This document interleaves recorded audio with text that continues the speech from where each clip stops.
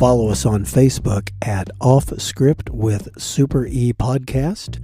Also follow us on Twitter at offscriptpod_1.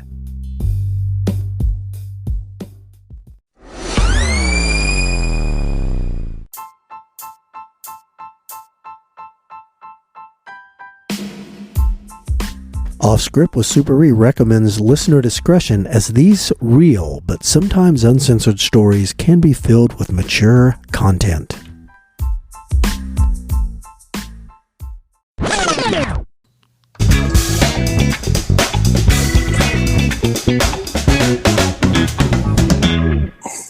Well, hello, you bunch of freaks. It's A-Train and Super E. What's happening? Nothing. What's going on, Super E? Oh, not much. Just keeping it real because that's how we roll. Absolutely. Stipulated.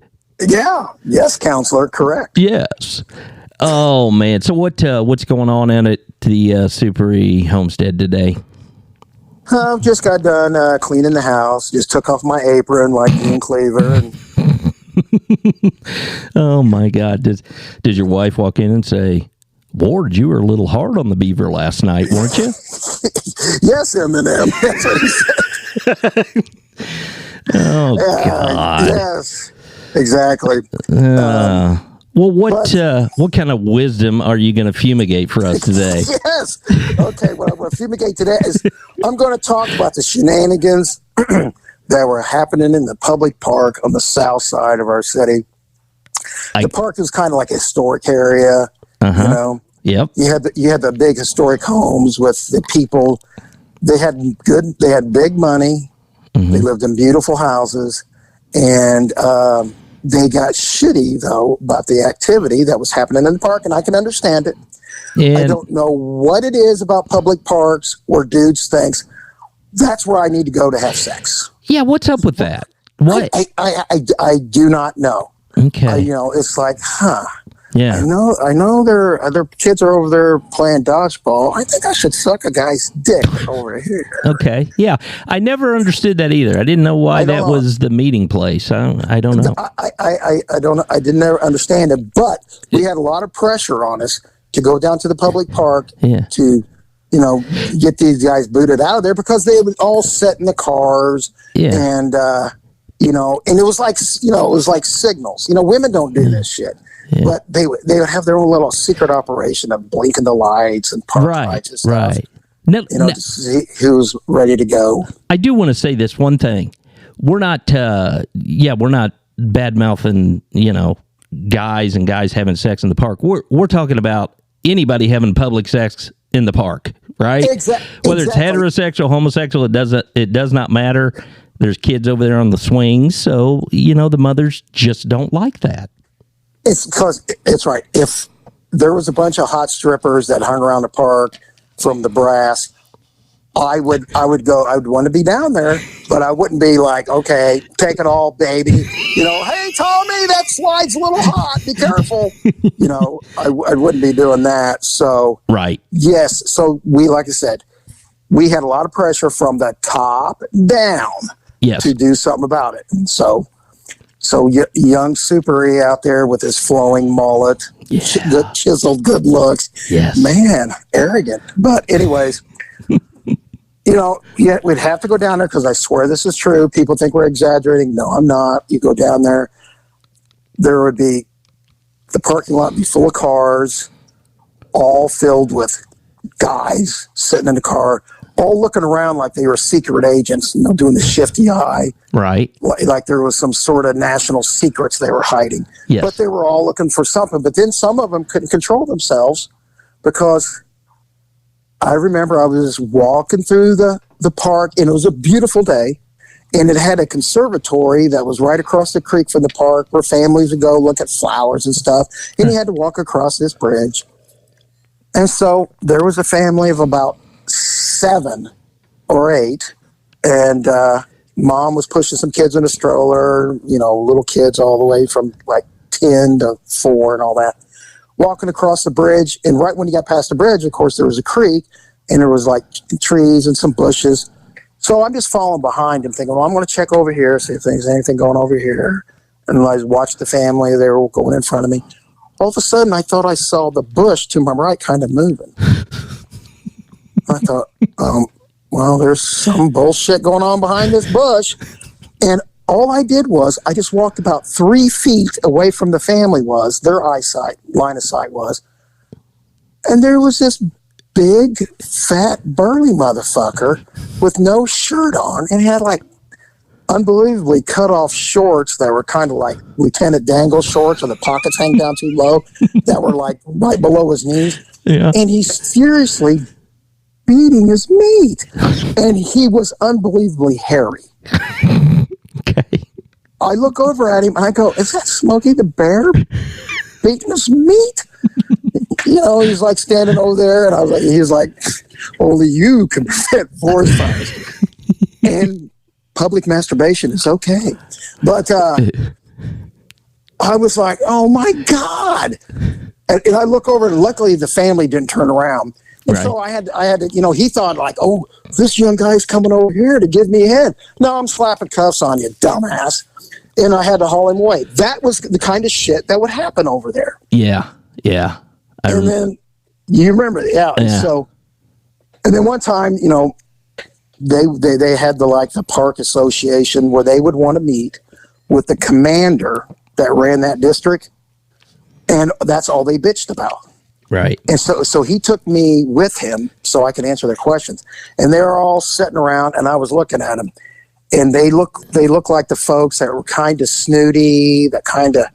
In my mind, I thought they looked down on the police a little bit. Like they might be the type that would say today, defund the police. Uh-huh. I don't know if that's, politically correct to say, but I just got, that feeling from it. However, when it came to this situation, they wanted us to be like the jackboot squad. Yeah. They look at me and they're like, why aren't you in there locking them all up?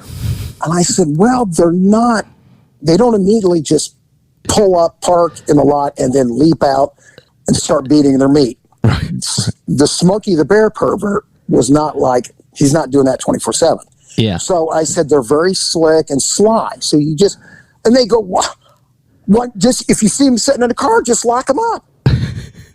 Well, there's something called the Constitution, ma'am. Yes. That's what I said. I said, now, we have to have what you call probable cause. Mm-hmm. You can't lock somebody up without probable cause.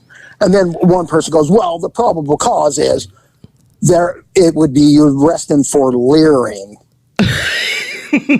That's a new charge. Leering. Said, so you want me to go grab a guy out of a car because he's leering, looking suspiciously, and put him in jail? Yeah. Yes. Okay. I said, that's a lawsuit that's ready to explode. Yeah. We can't do that. We cannot do that. We have to build the appropriate probable cause. So generally what that involved is I would be walking along and looking like a young construction dude. Mm-hmm. And I'd just be walking along and the guys would they'd be sitting in their cars. They would kind of like look at you and kind of try to get your attention and motion you over. Mm-hmm. Well, a lot of the guys would be some of the guys are scared of me. I don't know why, but, or some of them, they would be like, hey, come on over here. Next thing you know, they would be like exposing themselves or reach over and grab you. So you'd write them a summons or tell them to get out of the park. And I'm walking along and nobody's really trying to get my attention, but the park is full of cars in the parking lot. Yeah. So I'm just walking along, minding my own business, and I see this dude sitting in his car, and he's kind of got like the mohawk, and he's an older guy. So I'm like, it's like 31. He's about 56 or 7. Okay. But he just kind of looks like Charles Bronson. He just looks like a badass with a mohawk. Uh-huh. And kind of like De Niro in Taxi Driver, where he... Yes, kind of like De Niro Taxi Driver, but even more menacing, scary, bigger, stronger looking. Wow. And he had a cool car, so I walk over and I'm talking to him about his cool-ass older car. And he goes, well, come on in, man, and sit down and listen to it. And so he fires it up. It's got dual exhaust, and it sounds cool and all that. And I'm thinking, okay, this guy, he's kind of a badass. Look at him. And he's got military tattoos on him. What kind of tattoos? Military. Okay, got it. So I kind of asked him about that, and he said he was in the Marines. He was in Vietnam. He was old enough to be in Vietnam. Okay. And he was talking about like the special ops that he was doing in Vietnam, covert type of warfare. And I was like, oh my God, this guy's like a real life Rambo. He was telling me these stories, and I was mesmerized by him. Mm-hmm. And I was like, man, this dude is awesome. And then as he's talking, he goes, then he just kind of stops. He goes, can you smell it? Can you smell that? And I'm like, smell what? Can you smell it? I'm like, smell what? He goes, can you smell my meat candy? And I go, smell what? Because when you can smell my meat candy, that's when I want to suck it down to the nut. He goes, yeah, I just want to suck it down to the nut. He's looking at me. And I'm like Ricky Bobby in the bar scene. My head started spinning. I was like, meat candy, suck it down to the nut. And as my head's still spinning from these revelations, he reached over and grabs my crotch, and he goes, smell my meat candy. And I'm like, oh my God, this guy's a Marine, Sergeant Carter, Gomer Piles, out of control. Oh, God. And he goes, man, I want to suck your ball, or I'm going to suck your dick down to the nut. Oh. And I'm like, oh my God, I'm going to cry because he's a Marine and he's a bad motherfucker. I said, motherfucker, you've got to go to jail. And he's like, what? He had no clue I was a policeman. And I had no clue that he was wanting to suck and you were. Oh, it was something else. Just tell me more war stories, sir. Let's stop talking about your meat candy.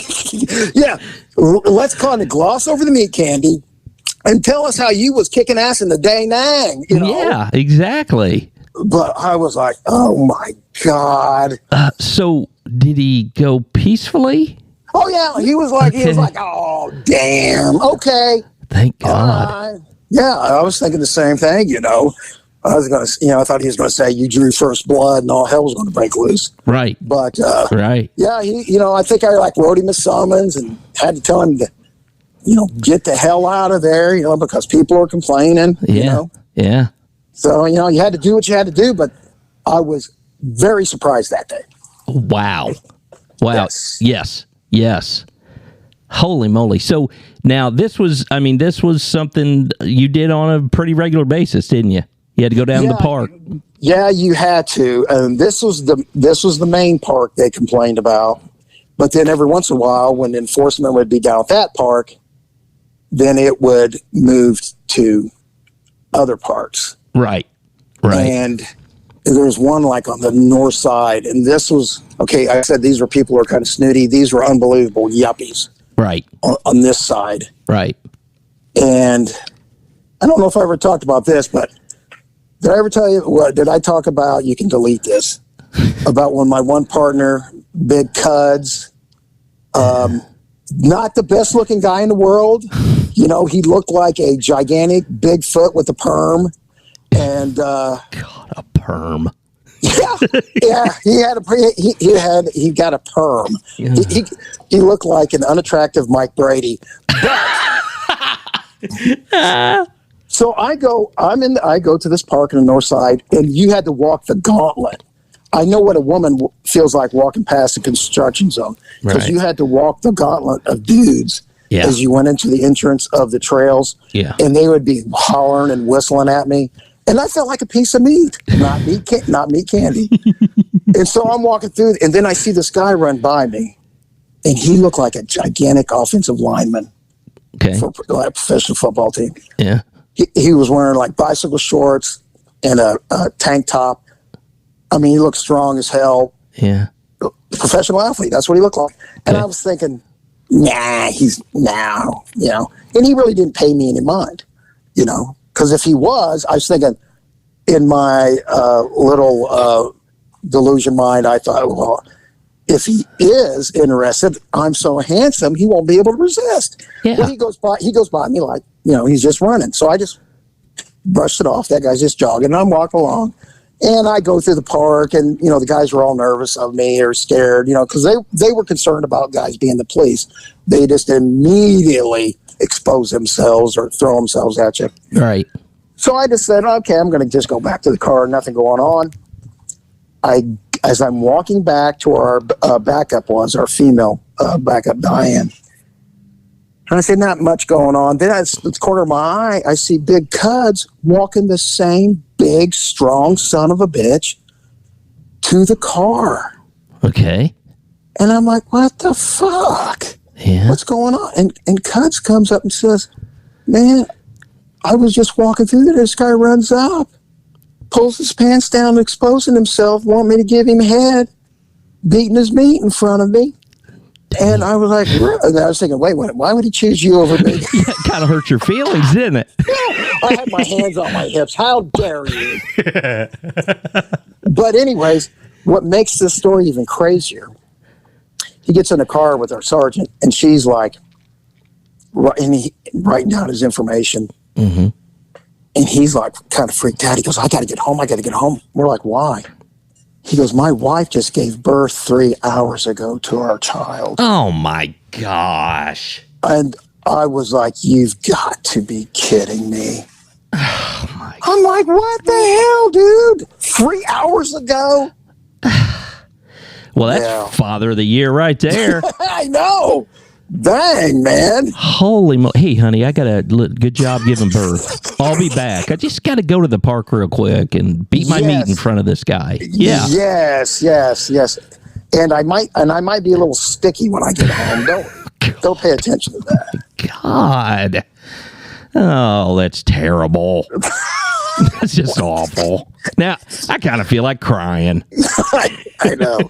But remember, there's nothing wrong with that. There's not. And again, we're just going to go over this again. So, these are public parks where families go, take their kids, walking around. And all this is you were trying to prevent people from having public outdoor sex in front of kids. Yes. Because there were times when we would catch a guy and a girl having sex in the park, and the same thing happened to them. Absolutely. So it wasn't like we're like, oh, okay, well, they can go. Right. Exactly. I mean, it happened to everybody. If they were committing lewd acts in the park, they either got a ticket or off to jail. Exactly. You weren't picking on anybody in particular. It was just, okay, whoever's, exposing themselves or having sex, whether it be, homosexual, heterosexual, it didn't matter. You can't do that in the park. You can't do it in the park. Yeah. And you were following up on citizens' complaints, and it sounds like constant citizen complaints, heavy pressure from the top of city government down to us. And, if I lived near the park, I'd be the same way. If I'm taking my daughter to the park, I don't want to see naked people. Nope, you do not. Especially super hairy dudes beating off in a bush. I know. Oh my God! It looked like, what, around his penis, it looked like a big welcome mat. So fuzzy and hairy. I was like, oh my God! Did it look anything like Cuds' perm? Oh, it looked like his perm on steroids. Fertilizer. Oh, that's great. That's great. Well, listen, I hope everybody enjoyed this, and I hope it's, we're really just educating them. Maybe you haven't, experienced this in the park, and it goes on, and you tried to stop it, prevent it, put a... You know what? And see, I had been down to this park before, when I was a kid, growing up every once in a while. Mm-hmm. And you would have, I didn't know what was going on. Now I would see all the cars parked, and like, oh boy, everybody wants to sit here at lunchtime and read a book. No, that's not why they're there. Yeah. No, Now, there might be somebody there reading a book or having their lunch, but... Somebody could be, yes. Somebody could be. But... Again, you had to have probable cause. You couldn't just go over and lock somebody up for leering or eating a ham sandwich. No, you didn't do. Nobody locked somebody up without probable cause. Exactly. You never did that. No. And you know that this park you're talking about on the south side, yeah, I used to go there as a small child and play. And you know what? It could have been going on, but didn't really notice. Listen, Super E, that was a great tale, and I appreciate you educating us. And that's it. All right, everybody, be careful. Have a great day. All right, have a great day. We'll see you. All right, see you. Bye.